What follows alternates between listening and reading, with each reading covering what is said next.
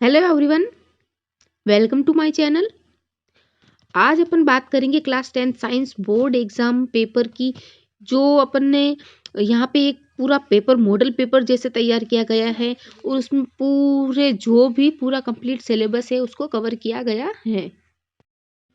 अब अपन देखते हैं कि जो अपन ने सिलेबस पूरा कवर करके जो मॉडल पेपर बनाया है उसमें 70 मार्क्स पूरे पक्के कैसे लाए जाए। अगर अपन ने ये 70 मार्क्स का पक्का अपन ने जो ये क्वेश्चन इसमें बताए गए हैं वो सारे अपन ने अच्छे से देख लिए तो आपके पूरे पक्के मार्क्स अच्छे से आ सकते हैं। और मैंने ये जो भी ये 20 एमसीक्यू है, सबसे पहले अपन को 20 एमसीक्यू होंगे और फिर 50 डिस्क्रिप्टिव क्वेश्चंस होंगे। तो जो 20 एमसीक्यू क्वेश्चन है वो मोस्ट इम्पोर्टेंट क्वेश्चन होंगे और तीनों सब्जेक्ट्स में से जो भी इम्पोर्टेंट टॉपिक मुझे लगा मैं उसमें इन क्वेश्चनों को इसमें इंक्लूड किए गए हैं। जो 50 डिस्क्रिप्टिव है वो तीनों सब्जेक्ट जैसे अपनी केमिस्ट्री, बायोलॉजी और फिजिक्स, इन दोनों में से लिए गए हैं। और अपन आप ये कर लोगे तो आपको, अगर बहुत अच्छी आपकी तैयारी है तो आप इन सभी क्वेश्चनों को आराम से सॉल्व कर पाएंगे। अब अपन देखते हैं कि जो मोस्ट इम्पोर्टेंट क्वेश्चंस हैं ये इतने इम्पोर्टेंट है कि आप अगर इन टॉपिक को ही या फिर इन क्वेश्चनों को ही आप अच्छे से समझ लो तो 101% यही है कि क्वेश्चन जो भी बनेगा इनमें से ही बनेगा, क्योंकि वास्ट करके पूरा ही कवर किया गया है। और अगर आपने ये कर लिए तो आपके 90 प्लस मार्क्स पक्के हैं। मार्क्स मतलब जो परसेंटेज है वो 90% प्लस परसेंटेज आपके पक्के हैं साइंस में। तो अब अपन देखते हैं कि अगर आपको 70 में से 68 तो कम कम से कम आपके आने ही है, तभी तो आपके 95% मार्क्स तक का रेशियो हो पाएगा। अब अपन देखते हैं सबसे पहले केमिस्ट्री का इंक्लूड करा गया है।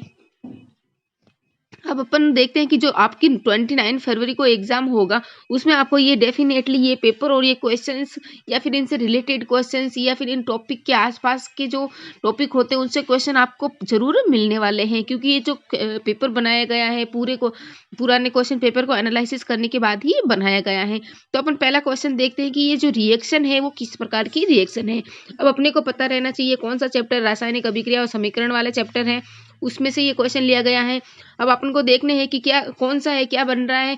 BaCl2 Na2SO4 से बेरियम सल्फेट और सोडियम क्लोराइड बन रहा है। तो चारों तरफ देखेंगे अच्छे से अपने को कि ये योग अभिक्रियाएं हैं। नहीं, ये योग अभिक्रियाएं नहीं है। इसमें अपघटन भी नहीं हो रहा है, ना ही इसमें विस्थापन हो रहा है। विस्थापन तो हो रहा है बट एक का होता तो अपन एक ही तत्व का होता अगर विस्थापन तो अपन लगा देते कि विस्थापन अभिक्रिया है, इसमें ऑप्शन होगा। बट इसमें दोनों तत्वों का आपस में विस्थापन हो रहा है, इसलिए यहाँ इसमें द्विविस्थापन अभिक्रियाएं ये कहलाती हैं। अपने को पता है तो जो द्विविस्थापन अभिक्रियाएं होती हैं वो दोनों तत्व आपस में एक दूसरे से विस्थापित हो जाते हैं। और विस्थापित होते कैसे अपने को पता है, जो बहुत ज्यादा अभिक्रियाशील होता है वो कम अभिक्रियाशील तत्व को विस्थापित कर देता है। ऐसे ही अपने को संयोग अभिक्रियाएं, अपघटन अभिक्रियाएं, विस्थापन, द्विविस्थापन, ये अच्छे से आपको पढ़ना है और इनके एग्जाम्पल अच्छे से याद करके जाने, क्योंकि जो आपके बुक में वही एग्जाम्पल पूरी पूरी आने की संभावना है। अब सेकंड देखते हैं कि अब अपन सेकंड क्वेश्चन देखते हैं कि लेड नाइट्रेट का सूत्र। अपने को अच्छे से पता है लेड नाइट्रेट का सूत्र क्या होता है।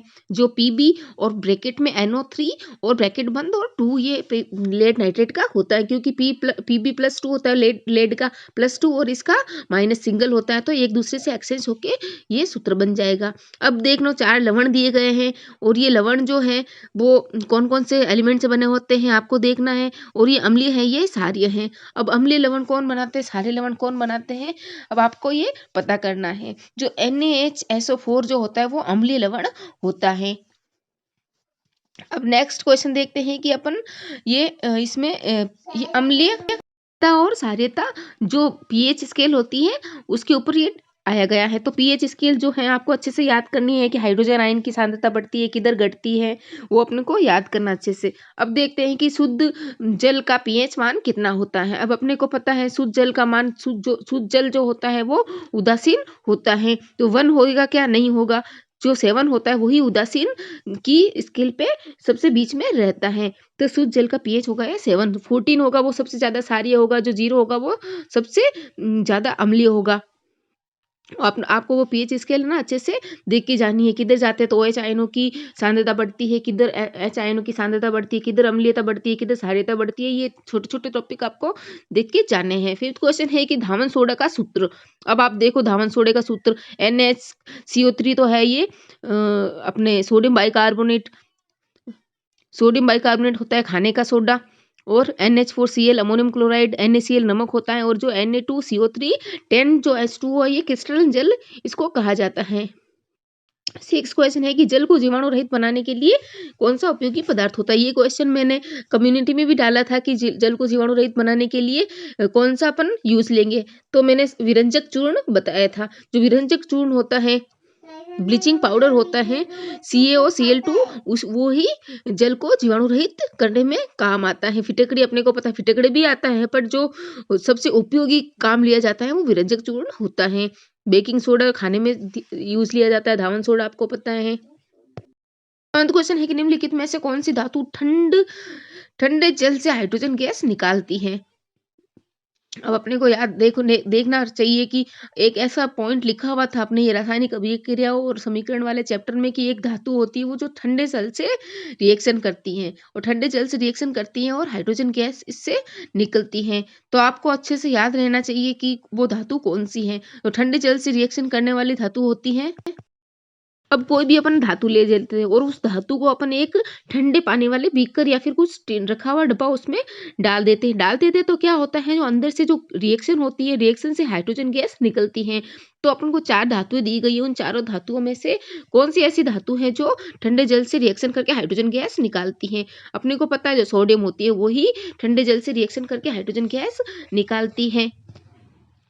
अब नेक्स्ट क्वेश्चन देखिए, 8th क्वेश्चन, सल्फर डाइऑक्साइड का जलीय विलयन होता है। अब देखो सल्फर डाइऑक्साइड ये खुद क्या है, अम्लीय है या क्या है, और जो अम्ल होते हैं वो क्या बनाते हैं, जो क्षार होते हैं वो क्या बनाते हैं, ऑक्सीजन से क्रिया करके उनके अम्ल के ऑक्साइड क्या होते हैं, क्षार के ऑक्साइड क्या होते हैं, आपको पता है अम्ल के जो। अब अपने को याद रहना चाहिए कि जो सल्फर डाइऑक्साइड होता है उसका जलीय विलयन अम्लीय होता है। सल्फर डाइऑक्साइड का फॉर्मूला SO2, और कैसे बना वो ये भी आपको पता है। अब नेक्स्ट क्वेश्चन देखते हैं कि अपने ये 8th क्वेश्चन तक हो गए हैं पूरे।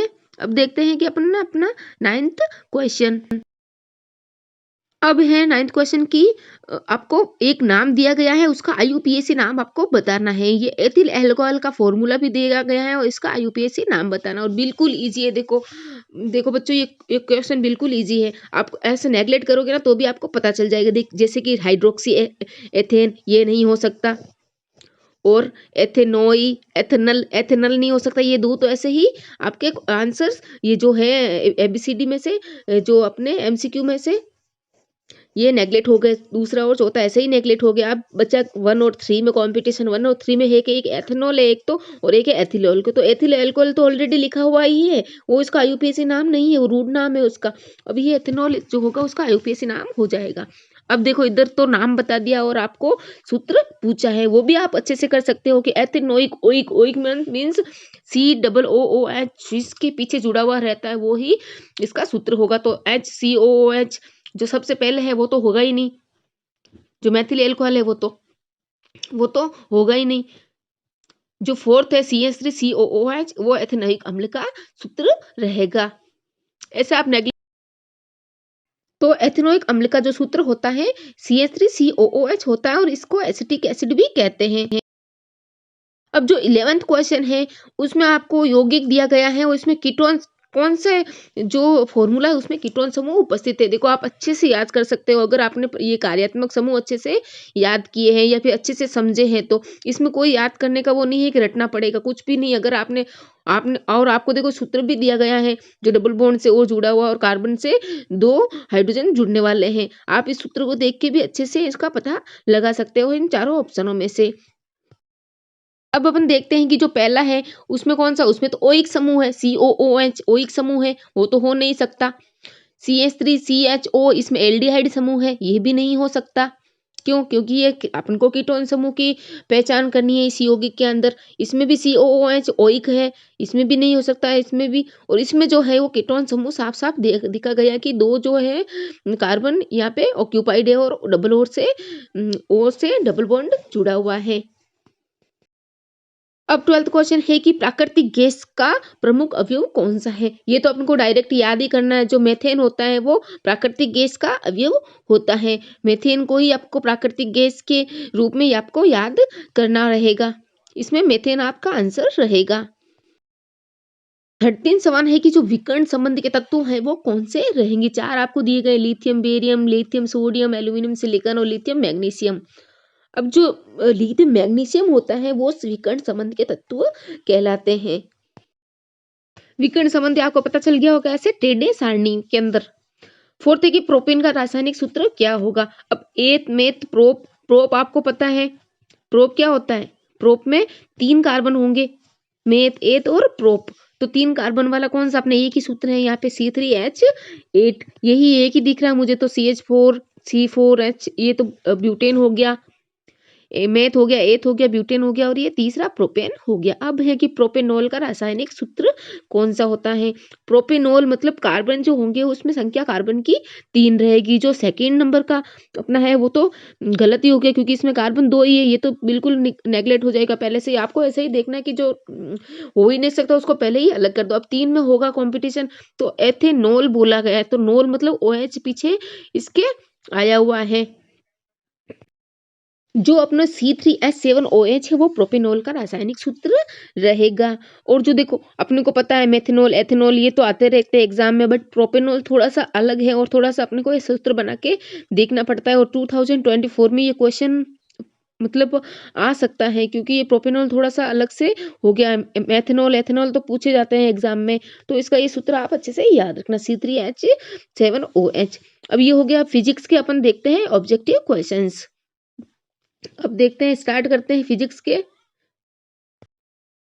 अब अपने को अवतल लेंस की फोकस दूरी दी गई है और इसकी समता अपन को ज्ञात करनी है। अब अपने को पता है किसी भी लेंस की समता ज्ञात करने के लिए जो समता का सूत्र होता है वो क्या होता है, P = 1/f, अर्थात 1 फोकस दूरी। जो भी अपनी इसकी फोकस दूरी है वो अपन लिख लेंगे तो इसकी समता ज्ञात हो जाएगी। तो 1 करके 1/5 मीटर जो दिया गया है, अब मीटर को अपने को सेंटीमीटर में बदलना रहेगा और आगे जाएगा अपना 0.2 इसका आंसर।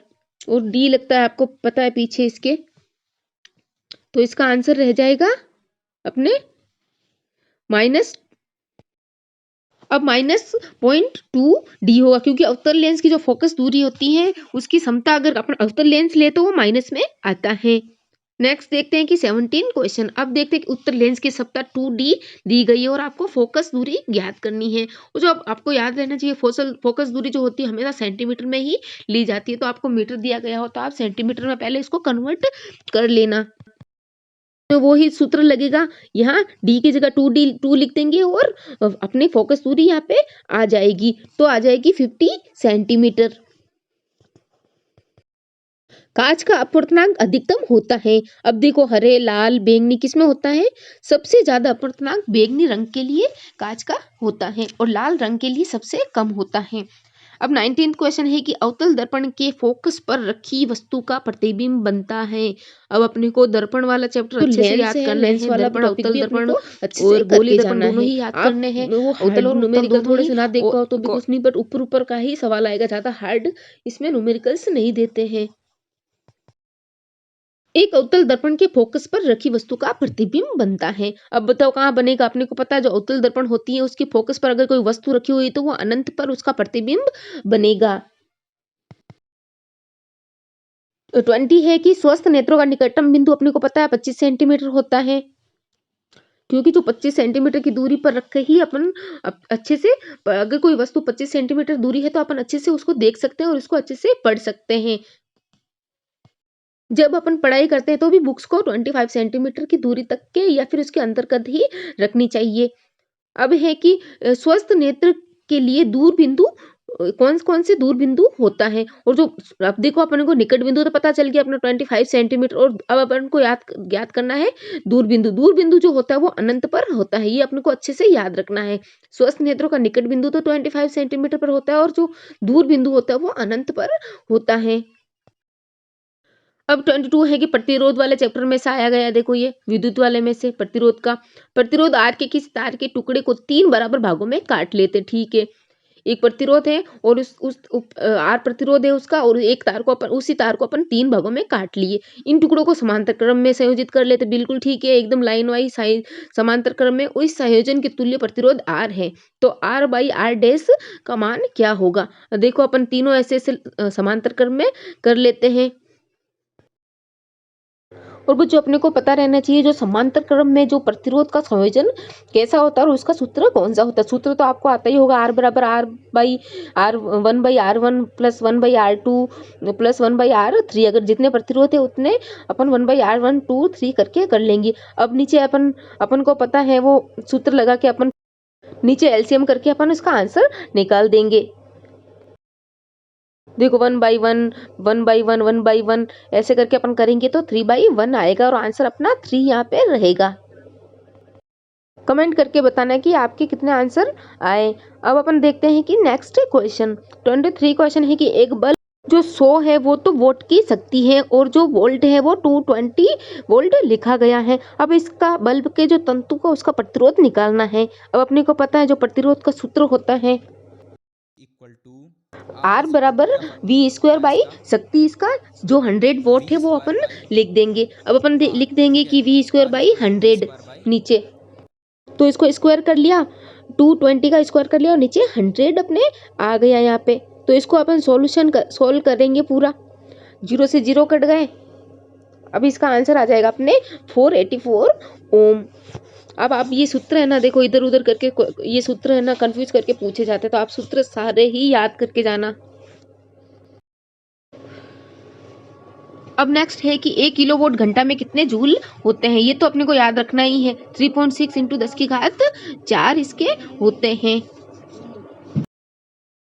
अब प्रतिरोध का मात्रक अपने को पता है, प्रतिरोध का मात्रक क्या होता है? ओम होता है। प्रतिरोध का मात्रक ओम होता है।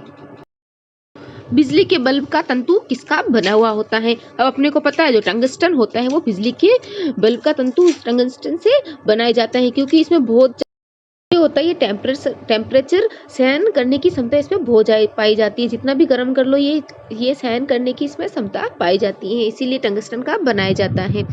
28 है कि विद्युत धारा का मापन अमीटर से किया जाता है, अपने को याद रहना चाहिए ये। और है कि एक लघु परिपथ में धारा का मान होता है। कोई भी एक लघु परिपथ अपन ने ले लिया, उसमें धारा का मान कितना होना चाहिए?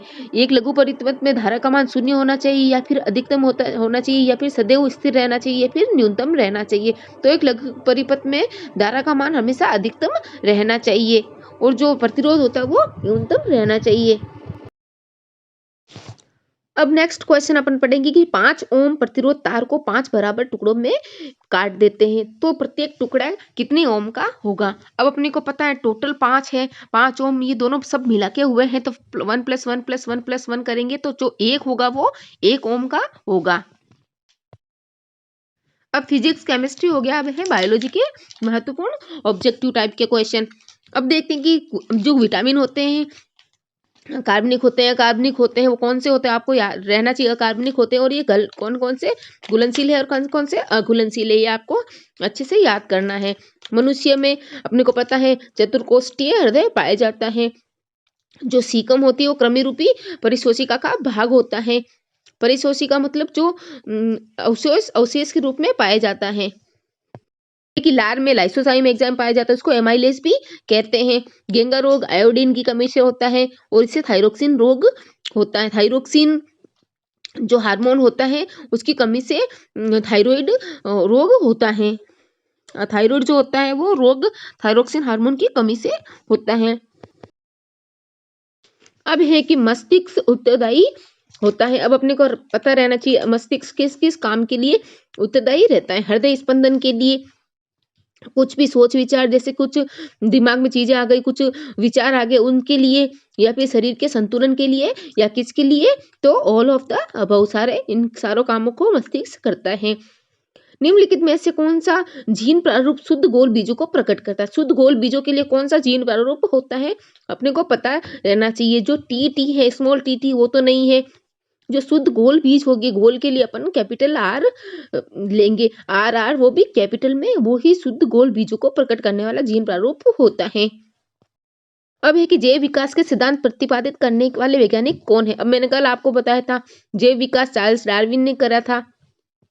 और गुणसूत्र होते हैं, मनुष्य में गुणसूत्रों की संख्या होती है 46 और जोड़े होते हैं इसके 23 जोड़े होते हैं और 46 टोटल गुणसूत्र होते हैं। जो जोड़े में पूछे तो 23 करना है आपको और गुणसूत्र की संख्या पूछे तो 46 करना है। अब अपन वर्णनात्मक क्वेश्चंस, डिस्क्रिप्टिव क्वेश्चंस की बात करेंगे। सबसे पहले अपन जो 20 मार्क्स के आपके एमसीक्यू आए उनकी अपन ने पूरा तैयारी कर ली है, वो तो आपको आने ही चाहिए। अब है कि 50 मार्क्स के जो डिस्क्रिप्टिव क्वेश्चंस हैं उनकी अपन तीनों फिजिक्स, केमिस्ट्री, बायोलॉजी तीनों में से क्वेश्चन को इंक्लूड करा गया है। उनमें से अपन अब सबसे पहले अपन ने केमिस्ट्री का लिया गया है। अब पहला क्वेश्चन है कि संसारण क्या होता है, उदाहरण सहित समझाइए। अब अपने को पता है जो लोहे वगैरह कुछ होती है तो वो जल वाष्प के कांटेक्ट में आके उनकी सतह पर ऑक्साइड जमा हो जाता है, इसी को अपन संसारण कहते हैं। नमी या वायु की संपर्क में आने पर धातु की सतह पर कुछ पतली परत चढ़ जाती है, ये ऑक्सीकरण की वजह से होती है और यही इस प्रक्रिया को अपन संसारण कहते हैं। ये इसमें अपन ने तांबे में भी होता है ये और लोहे में भी होता है ये। अब सेकंड क्वेश्चन है कि रेडॉक्स अभिक्रियाओं पर संक्षिप्त टिप्पणी लिखिए। देखो आपको टिप्पणियां ये जरूर आएगी, ऑक्सीकारक पे आ सकती है, अपचायक पे आ सकती है, रेडॉक्स अभिक्रिया पे आ सकती है, कोई भी अपने टॉपिक जो केमिस्ट्री के उन पे टिप्पणियां आ सकती हैं। तो अपन इसका आंसर देखते हैं कि कोई ऐसी रासायनिक अभिक्रियाएं, केमिकल रिएक्शन होती है जिसमें ऑक्सीकरण भी होता है और अपचयन भी होता है। अब ऑक्सीकरण मतलब ऑक्सीकरण रिएक्शन में ऑक्सीकरण की वृद्धि होना और अपचयन ऑक्सीजन की कमी होना अपचयन कहलाता है। तो ये आपको याद करना है, ऑक्सीकरण, अपचयन क्या है, ऑक्सीकारक क्या है, अपचायक क्या है, ये मैंने सारे पहले पिछले वीडियो में सारे बता दिए हैं। ऑक्सीकारक को और अपचायक को इतना अच्छे से बताया मैंने आपको। अपचायक वो होते हैं जो खुद का ऑक्सीकरण करते हैं और दूसरों का अपचयन करते हैं, वैसे ही ऑक्सीकारक होगा इसका ऑपोजिट।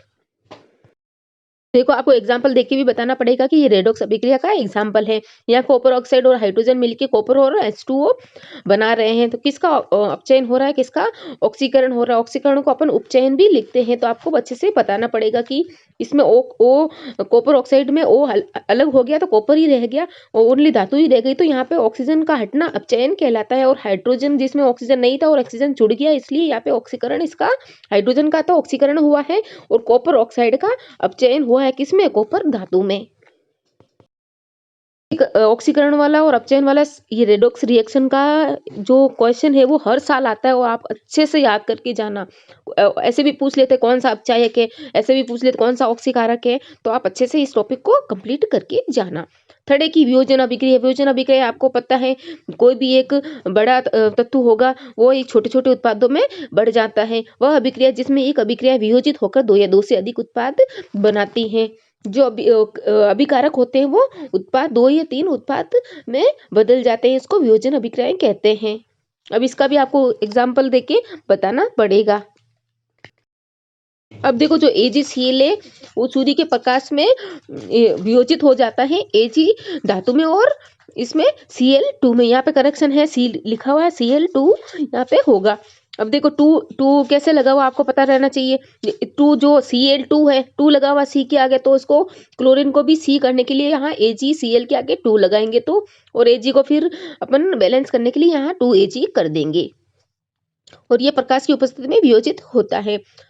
फोर्थ क्वेश्चन है कि धोने का सोडा और बेकिंग सोडे के दो उपयोग बताइए। देखो ये जो सूत्र है, जो यौगिक है, ये कंपाउंड के यूजेस आते हैं, आपको अच्छे से याद करना है। धावन सोडा और ये बेकिंग सोडा, बेकिंग पाउडर, विरंजक चूर्ण, प्लास्टर ऑफ पेरिस, जो ये मोटी है वो तो आप अच्छे से याद करने लगा। और मैंने सारे आप बैक टू बैक वीडियो देख लेना, सारे अच्छे से मैंने आपको समझा दिया गया है।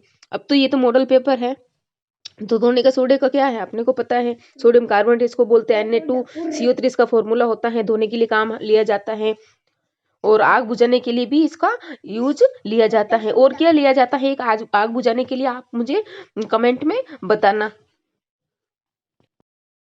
अब आ गया बेकिंग पाउडर के क्या क्या यूजेज है अपन को पता है। एक तो अपन खाने में इसको यूज लिए जाते हैं और इसका बेकिंग पाउडर का फॉर्मूला होता है सोडियम बाइकार्बोनेट और बेकिंग पाउडर को एंटीसेप्टिक या फिर प्रतिरोधी के रूप में भी काम लिया जाता है। अब नेक्स्ट देखते हैं कि प्लास्टर ऑफ पेरिस बनाने के लिए उसकी बनाने की विधि और उसके यूजेस बताइए कि प्लास्टर ऑफ पेरिस को अपन कहाँ-कहाँ यूज लेते हैं। अब अपने को पता है जो प्लास्ट सबसे पहले तो प्लास्टर ऑफ पेरिस का अपने को सूत्र आना चाहिए और ये किससे बनता है ये अपने को पता है। इसको पीओपी भी बोलते हैं और ये जिप्सम से बनता है। जिप्सम का सूत्र अपन को आना चाहिए। अब इसका रासायनिक नाम क्या होता है? Calcium sulphate. अब यहाँ पे अपन कैल्शियम सल्फेट हाइड्रेट नहीं कहेंगे क्योंकि इसमें हाफ H2O होता है, इसलिए हेमी हाइड्रेट यहाँ पे बोलेंगे। अब इसका क्या है? इसका सामान्य नाम क्या है? इसका अणु सूत्र क्या है? और ये अपन को अच्छे से यहाँ सारा लिखे हुए हैं। प्लास्टर ऑफ पेरिस भी इसको कहते हैं। CaSO4 हाफ H2O अर्थात कैल्शियम सल्फेट और आधा पानी का अणु इसमें होता है प्लास्टर ऑफ पेरिस में। कैल्शियम सल्फेट हेमीहाइड्रेट इसीलिए बोलते हैं क्योंकि इसमें आधा जल का अणु होता है। और प्लास्टर ऑफ पेरिस इसका नाम है, सामान्य नाम। और आपको बनाने की विधि भी बता देती हूँ।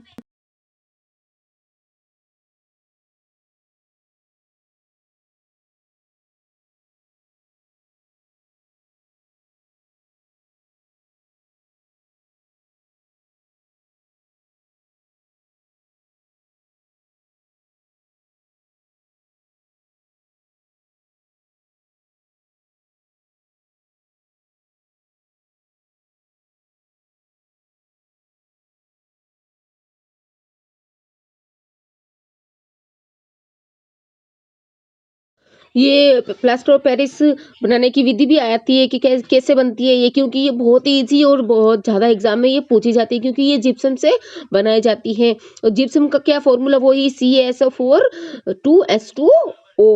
इसमें दो जल के अणु होते हैं किसमें? जिप्सम में। और जो प्लास्टर ऑफ पेरिस होता है उसमें आधा जल का अणु होता है। सेम सूत्र ही होता है। क्या करते हैं? जिप्सम को अपन 120 डिग्री सेल्सियस टेम्परेचर पर गर्म करते हैं। तो निर्जलीकरण के द्वारा क्या होता है? पानी का जिप्सम में से पानी, निर्जलीकरण मतलब पानी का ह्रास होना। और इतने ज़्यादा टेम्परेचर पर अपन गर्म करते हैं तो जिप्सम में से 1.5 पानी का जल का अणु निकल जाता है और प्लास्टर ऑफ पेरिस बन जाता है।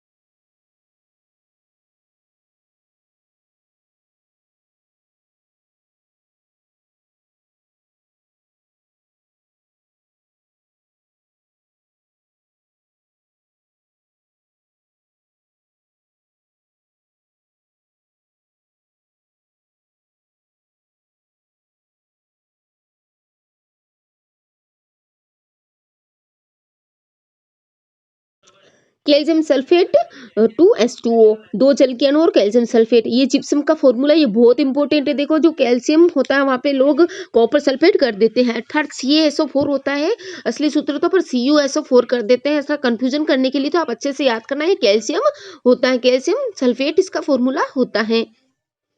अब इसको देखो गर्म कर दिया और प्लास्टर ऑफ पेरिस बन गया और 3/2 जल का अणु निकल गया।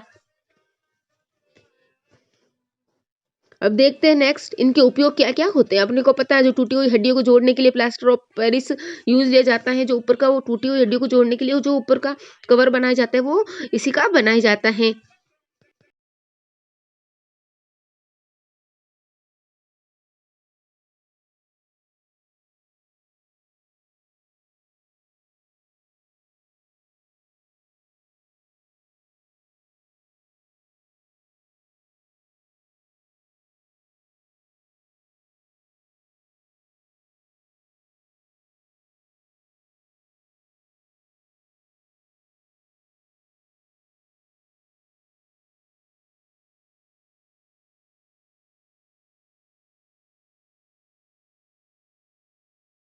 और अपने को पता है सजावट का सामान, मूर्तियाँ वगैरह, खिलौने वगैरह जो प्लास्टर ऑफ पेरिस की मिट्टी के बनाए जाते हैं, वो इसी से बनाए जाते हैं। ये आपको अच्छे से याद करना, बनाने की विधि, सूत्र और उपयोग, ये बहुत इम्पोर्टेंट है, 6 आउट ऑफ 6 आपको ये आना चाहिए।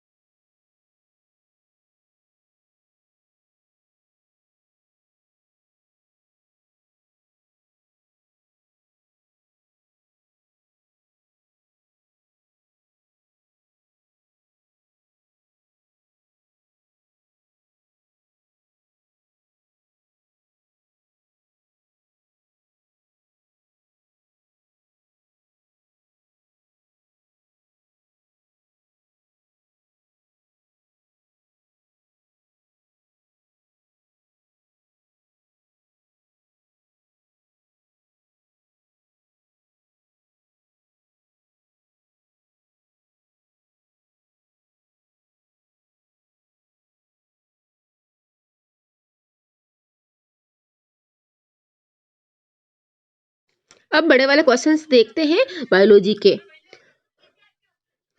पित्त रस क्या है? यह रस कहाँ से स्रावित होता है और कहाँ एकत्रित होता है? देखो ये पित्त रस के बारे में ये जो बड़े कॉम्पिटिशन एग्जाम होते हैं उनमें भी पूछा जाता है, क्योंकि इसका ट्रिक अलग ही है।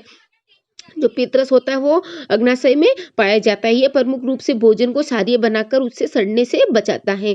साथ ही जीवाणु को भी नष्ट करता है।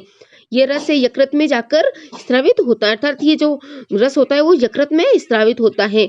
अग्नाशय में तो वो स्टोर होता है और यकृत में ये इसका स्रावण कहाँ होता है, बनता कहाँ है, वो यकृत में बनता है और जो अग्नाशय है वहाँ पे वो स्टोर होता है।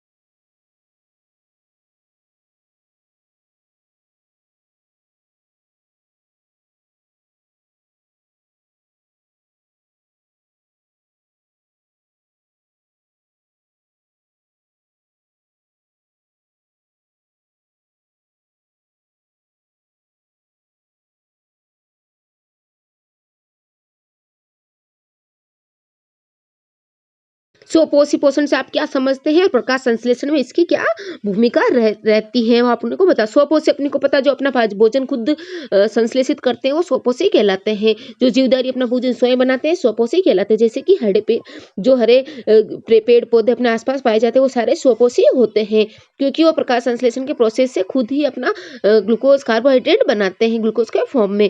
ये कार्बन डाइऑक्साइड तथा पर्णहरित तथा सूर्य के प्रकाश की उपस्थिति में अपना भोजन बनाते हैं।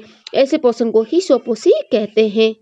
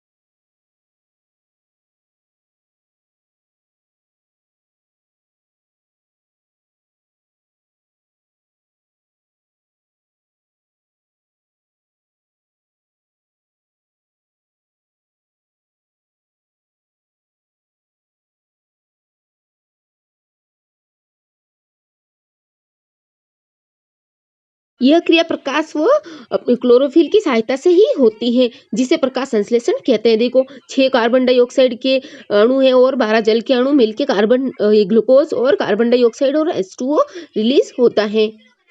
H2O बनता है और कार्बन डाइऑक्साइड रिलीज होती है। प्रकाश प्रकाश भी ये लेता है और पर्णहरित जो होता है वो लीफ के अंदर पाया जाता है।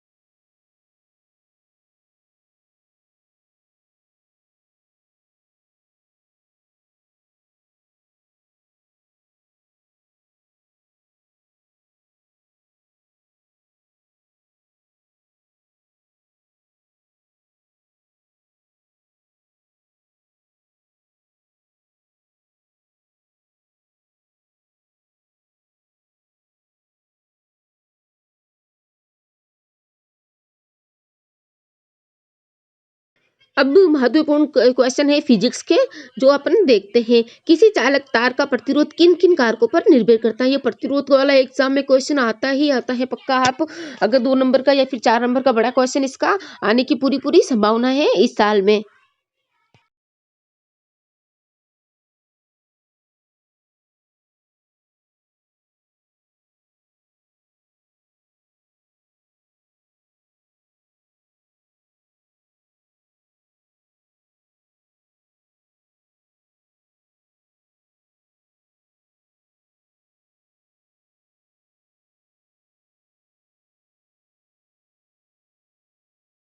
निश्चित ताप पर चालक तार का प्रतिरोध तार की लंबाई और अनुप्रस्थ काट के क्षेत्रफल पर निर्भर करता है। अब अपने को पता चल गया तार की लंबाई और अनुप्रस्थ काट के क्षेत्रफल पर जो होता है प्रतिरोध निर्भर करता है।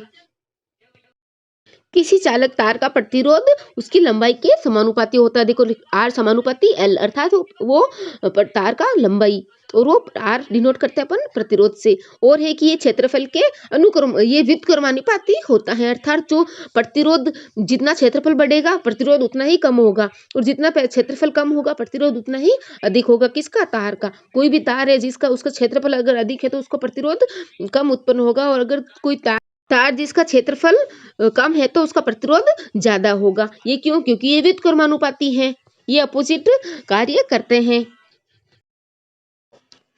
अब देखते हैं कि विभिन्न पदार्थों के समान लंबाई तथा समान अनुप्रस्थ काट का क्षेत्रफल के लिए तार के लिए अगर लिया जाए तो प्रतिरोध उसका भिन्न भिन्न होता है, क्योंकि वो तार किस मटेरियल से बना हुआ है इस पे निर्भर करता है, प्रकृति के भी पर भी निर्भर करता है। तो बच्चों ये सारे थे इंपॉर्टेंट क्वेश्चंस। आप कम से कम ये तो आपको अच्छे से याद कर ही लेना। Thank you.